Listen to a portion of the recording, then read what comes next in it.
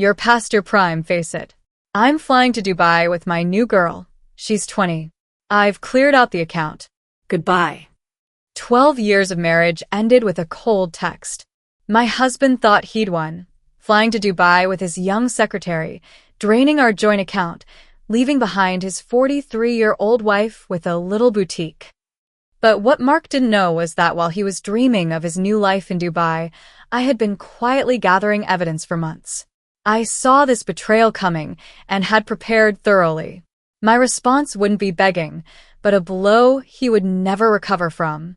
While he was standing at the airport with his plane ticket, I made the call that would make everything collapse.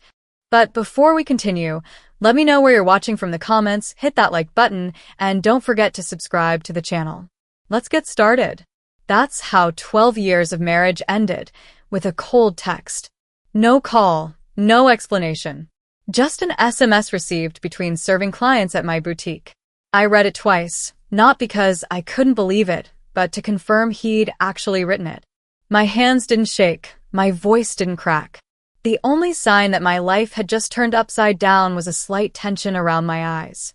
I finished assisting my clients, helped them select a scarf, smiled as usual, and wrapped their purchase in our signature silver packaging. Only after they left did I close the till, grab my phone, and type a short reply, "Enjoy." My name is Emily, and I'm 43. I own a successful boutique, built from the ground up, no handouts, no luck. And I had a husband who decided that a young fling and a ticket to Dubai was his shiny new life. But he didn't know the most important thing. I'd seen it coming for months. The endless meetings, the sudden gym obsession, the new shirt straining against his not-so-toned physique. But the biggest clue was the password change on his phone after I innocently reached for the charger. 3 months ago, I found a receipt in his jacket pocket for an expensive dinner for two. The very night he was working late. I didn't make a scene. I opened a separate account at another bank. A week later, when he suggested consolidating our finances for convenience, I sweetly agreed and moved my savings to where he'd never find them. I left just enough in our joint account to avoid suspicion. Everything else was safe. I started collecting copies of suspicious payments, statements, reservations, hotels, everything neatly organized and handed over to my lawyer because I felt the end was near. And here it was, his grand exit. Only not for me. He probably imagined me crying, begging him to come back. Meanwhile, I calmly closed the boutique and drove home to the house my grandmother left me, which, to his great disappointment, I never put both our names on, despite his nagging. My intuition was right. I knew there'd be a day I'd need it. He thought he was leaving in style. But I knew the game was just beginning, and I was arranging the pieces. And, sadly for him, he wasn't even a king. He was a pawn moving by my rules. When I walked in, I immediately called my lawyer. He made his move, I said. Excellent. All documents are ready. We'll file tomorrow. Should we have the summons delivered to Dubai? Not yet. Let him think he's won. Let him fly, spend, enjoy the illusion. Soon another message came. Don't bother replying. Milena and I are flying out in the morning. I'll pick up my stuff later. Milena, the new secretary from his office. I'd seen her once at the Christmas party, laughing too loudly, glancing at him across the room, fixing her hair when he walked by. Too young to know who she was dealing with. I didn't reply. I forwarded the message to my lawyer as further proof of his intentions. Let him fly, let him spend. In the morning, reality would hit. In the morning, while he was probably standing with a coffee at the airport, posing with his ticket, I was calling the bank. Good morning. I need to cancel all transactions on our joint credit card and remove the second user. Reason for cancellation, madam? Suspected fraud. My husband is using the card to pay for a trip with his mistress. Yes, I have confirming messages. The representative on the other end barely concealed her satisfaction. Understood. Send the screenshots, and we'll immediately block all operations. Tickets and the hotel will be canceled. I hung up and forwarded everything. His farewell text, the message about Milena, the reservation for a 5-star hotel in Dubai. 15 minutes later, I received confirmation. All operations suspended. Card blocked, Second user removed. I pour myself a coffee, real, strong, with a pinch of cinnamon. Today, the mood called for it. An hour later, the first message arrived. What did you do? The airline says the tickets are canceled. The hotel denied the booking. Call me now. I didn't call, just took a screenshot and added it to the evidence folder where statements, receipts, and messages calling me old but convenient for taxes already resided. Then another. Are you seriously making a scene out of this divorce? Grow up, Emily. This coming from the man who ended our marriage via text and flew to Dubai with a girl young enough to be his daughter. By lunchtime, his mother called. Emily, hello. Mark said you're causing problems. What's going on?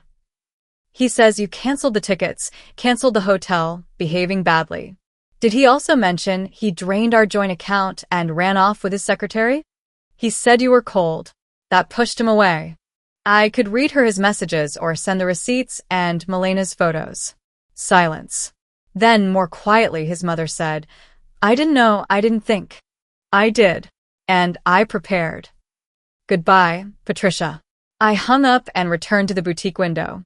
Friday, always a busy day. A new collection of bags arrived. Clients admired, pre-ordered. Meanwhile, he was trying to figure out how everything had fallen apart so fast. That evening, a friend who works at a travel agency called, laughing. You won't believe it. A guy was nearly hysterical trying to book anything to Dubai. Said everything had been canceled. He was with a girl, very young. He looked like the world was ending. I smiled. I wasn't even seeking revenge. I was just protecting myself. And now, I watched him destroy everything on his own. I slept soundly that night, for the first time in ages. In the morning, a new message. You think you've won? We'll see who comes out on top. I already knew the answer, but I'd let him live in ignorance a little longer. On Monday, precisely at 9 a.m., my lawyer filed the documents. The game he'd started with an SMS officially became a court case. He didn't know yet, hadn't received the notice, still hoping I'd see reason and beg him back. But the papers were already in motion. Divorce, asset freeze, financial fraud. I knew it was just the beginning. On Tuesday, he sent another gem. Can't you stop being so petty? Calm down. It's not the end of the world. People break up. I simply forwarded the message to my lawyer, no comment. 2 days later, he got the summons. Delivery address. The motel near the airport where he and Melena had to stay after the booking was canceled. The reaction was immediate. Are you crazy? You filed for divorce? Seriously? What for? Because I left. Not for leaving, I muttered, reading it aloud, but for how you did it. The first hearing was scheduled for the following Monday. My lawyer said our chances were excellent. Admissions, transfers, canceled tickets, direct evidence of using joint funds for personal gain. On Sunday night, he sent a final message before the hearing. If you think the court will side with you, you don't know me at all. You've always been naive. I actually smiled. He really thought his words still meant something. Monday morning, court.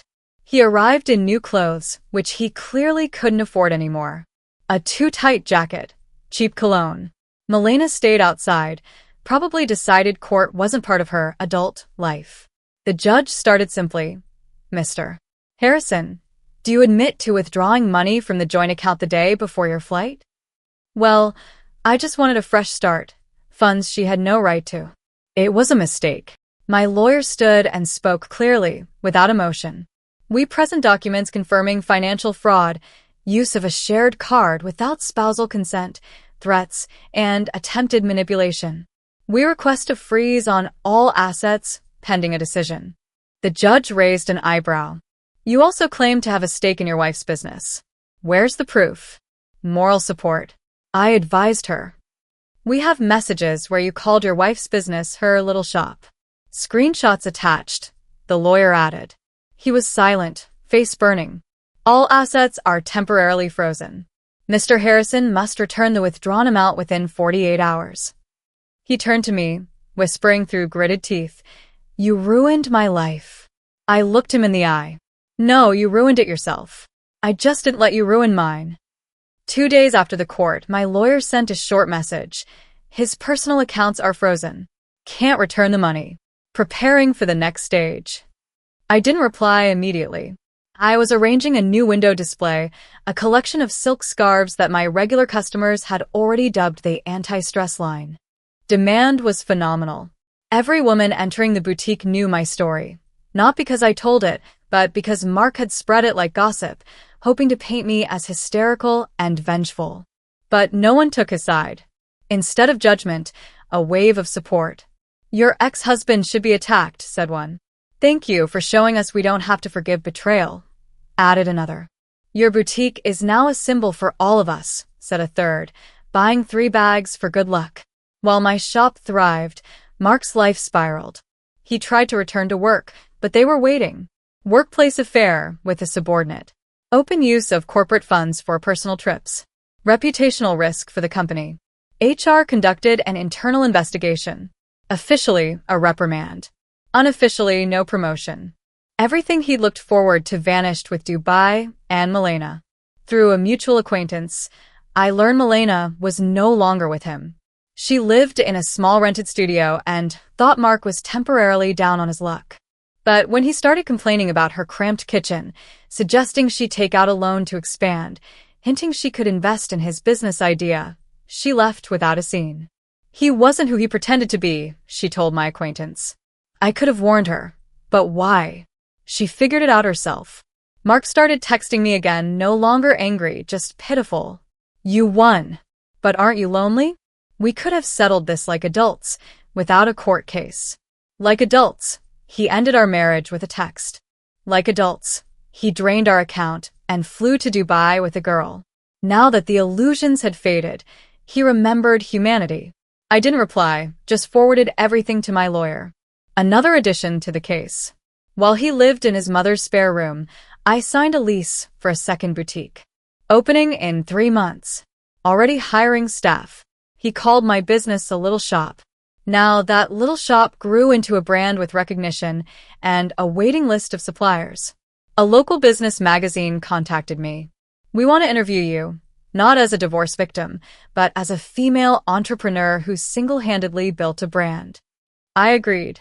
At the photo shoot, I stood in front of my new window display, holding the scarf I'd held the day I received the SMS, a symbol of not weakness, but resilience. Meanwhile, Mark was trying to find another job, but without recommendations and with his track record, it wasn't easy.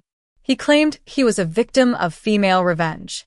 But in this story, the victims were the business he underestimated, the woman he betrayed, and the trust he shattered. That evening, I checked on my first shop, talked to the staff. A customer recognized me and said, "Thank you. Not for punishing him, but for not breaking. It's inspiring." I smiled, but I was really just living my life on my own terms. The opening of the second boutique was understated, but packed. No advertising, just word of mouth. Women came not just for scarves and bags, but for support. The boutique was more than a store. It was a space for strength, where no one called our age a sentence or our success a fluke. I thought it would be the main surprise of the month, but there was another. She entered quietly, almost unnoticed, stood by the glasses display, holding her bag like a shield. Milena, the 20-year-old for whom Mark had destroyed everything. But her face showed not defiance, not pride, just weariness and shame. She saw me and approached like a student approaching a teacher. "Can I talk to you? Just for a minute." I nodded. We stepped aside, into the corner with armchairs for trying on accessories. I wanted to apologize. "For what exactly?" Asked calmly. "For believing him, for thinking you were cold and cruel. He said you humiliated him, that you had no feelings." I believed him. And then he started saying the same things about me, word for word. "He doesn't change the script, just the actors," I said quietly. "He tried to come back when things went wrong, promised it would get better, that we'd start over. But he didn't offer to live together. He wanted me to help him with his debts." Yes, that's his style. You're not the first, but maybe the last. Who else believed him? Milena lowered her eyes. "I'm seeing someone my age now. We have no money, no Dubai, but we have honesty. I know you don't have to believe me, But thanks to you, I realized love isn't grand gestures. It's peace and mutual respect. Not words like, "You're past your prime. Face it." She nodded at the display of new glasses. "I read articles about you, your business. You're an example to me. Never thought I'd hear that from you, Milena. But you had the courage to come here. That says a lot." She nodded, thanked me, and left. No drama, no pretense, just honestly. My assistant approached as soon as the door closed behind Milena. "Was that her? Milena?" "Yes." "Milena?" I replied, smiling. It was just another woman who learned the same lesson as me, but in a different way. After her departure, the atmosphere in the hall became amazingly calm. I saw a young couple by the window with new bags. The girl was tossing one model in her hands, clearly hesitant. "This color suits you very elegantly. Do you create collections yourself?" "Yes." And everyone with the thought that a woman should have a space for strength, even if it's just a bag. She smiled, took the bag. "My friends and I read everything about your boutique. You have become a legend, especially after the story with your husband. This is in the past. Now it's more important what we build and not what has been destroyed." That night, sorting through papers in the office, I looked at the wall. On it hung the printed SMS from Mark. "You're past your prime. Face it. I'm flying to Dubai." Underneath, an award, Best Regional Business of the Year, and my motto, printed under glass. "Sometimes, the best revenge is simply living well." 2 years passed since that morning when his message arrived. "You're past your prime. Face it. I'm flying to Dubai with my new girl." Since then, much has changed. My boutique has 5 locations, a team of 30 employees, clients from all over the country. Every corner of my space is a reminder that maturity isn't a reason to give up, but a foundation for true strength. At a conference where I was invited as a speaker, I stood before a room full of women from budding entrepreneurs to experienced executives. The theme of my speech was simple: how to protect yourself and your business when your personal life falls apart. I was asked why I shared everything, kept records, kept the house and business in my name. It's because I trusted, but didn't lose my mind. Because being wise doesn't mean being cold. And because it's better to hear, "Why did you plan everything so well?" Then, "Why didn't you think ahead?" The room erupted in applause, warm, genuine. During the coffee break, a woman approached. She was about 50, confident, well-groomed, but with worry in her eyes. "My husband says I'm paranoid, that since we're married, I should share everything, even the business." "Your husband will say the same thing in court if he decides to leave," I replied. "Better to be paranoid than ruined." She nodded. "Thank you." I realized I have something to think about and someone to consult. A few weeks later, I learned Mark still lived in a rented room above a distant relative's garage, working for a small company, earning half his previous salary. On dating sites, he wrote, "Young at heart." The photo was obviously old, taken before Dubai. Milena opened her small business agency, came to me for advice, and became a regular client. I held no grudges. I just moved on. One day, his mother came into my old boutique, bought a scarf, and turned to me before leaving. "You know, he still says it could have been different." "It could have," I replied, "if he'd seen me as a partner, not an obstacle." Now, when I look at the printed SMS on the office wall, it doesn't evoke pain, but gratitude. Because it started a chain of events that led me to become not broken, but reborn. Under the message, a plaque, Female Business of the Year, and a quote, "You are not old, you are smart." Did you like the story? Like it. It helps develop the channel and inspires us to new stories. Write in the comments what you think about the actions of a heroine. Your opinion is important to us. Share this video with friends. Maybe someone needs it now. Don't forget to subscribe and check out the channel. There are already many other strong and exciting stories there.